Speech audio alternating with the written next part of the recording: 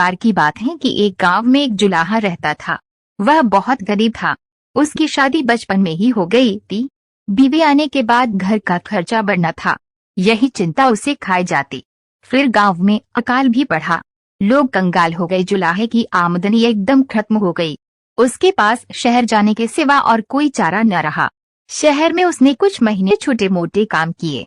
थोड़ा सा पैसा आ गया और गांव से खबर आने पर कि अकाल समाप्त हो गया है, वह गांव की ओर चल पड़ा। रास्ते में उसे एक जगह सड़क किनारे एक ऊंटनी नजर आई। ऊंटनी बीमार नजर आ रही थी और वह गर्भवती थी। उसे ऊंटनी पर दया आ गई। वह उसे अपने साथ अपने घर ले आया। घर में ऊंटनी को ठीक चारा व घास मिलने लगी तो वह पूरी तरह स्वस्थ हो गई और समय आने पर उसने एक स्वस्थ ऊंट बच्चे को जन्म दिया। ऊंट बच्चा उसके लिए बहुत भाग्यशाली साबित हुआ। कुछ दिनों बाद ही एक कलाकार गांव के जीवन पर चित्र बनाने उसी गांव में आया। पेंटिंग के ब्रोश बनाने के लिए वो जुलाहे के घर आकर ऊंट के बच्चे के दुम के बाल ले जाता। लगभग 2 सप्ताह गांव में रहने के बाद चित्र बनाकर कलाकार चला गया। इधर ऊंटनी खूब दूध देने लगी तो जुलाहा उसे बेचने लगा। एक दिन वहाँ कलाकार गांव लौटा और जुलाहे को काफी सारे पैसे दे गया, क्योंकि कलाकार ने उन चित्रों से बहुत पुरस्कार जीते थे और उसके चित्र अच्छी कीमतों में बिके थे। जुलाहा उस ऊंट बच्चे को अपना भाग्य का सितारा मानने लगा। कलाकार से मिली राशि के कुछ पैसों से उसने ऊंट के गले के लिए सुंदर सी घंटी खरीदी और पहना दी। इस प्रकार जुलाहे के दिन फिर गए। वह अपनी दुल्हन को भी एक गौना करके ले आया। ऊंटों के जीवन में आने से जुलाहे के जीवन में जो सुख आया, उससे जुलाहे के दिल में इच्छा हुई कि जुलाहे का धंधा छोड़ क्यों न वे ऊंटों का व्यापारी ही बन जाए। उसकी पत्नी भी उससे पूरी तरह सहमत हुई। अब तक वे भी गर्भवती हो गई थी और अपने सुख के लिए ऊंटनी व ऊंट बच्चे की आभारी थी।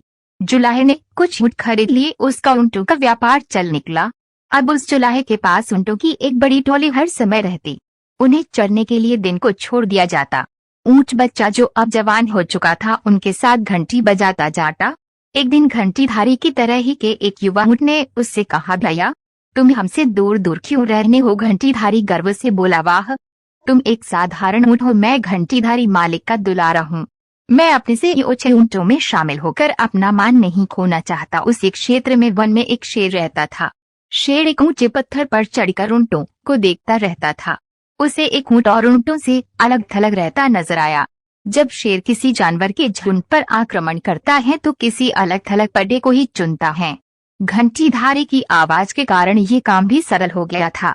बिना आंखों देखे वह घंटी की आवाज पर घात लगा सकता था।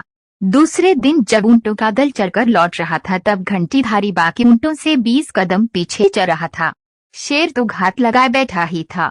घंटी की आवाज को निशाना बनाकर वे दौड़ा और उसे मारकर जंगल में खींच ले गया। ऐसे घंटीधारी के अहंकार ने उसके जीवन की घंटी बजा दी। सीख है, जो स्वयं को ही सबसे श्रेष्ठ समझता है उसका अहंकार शीघ्र ही उसे ले डूबता है।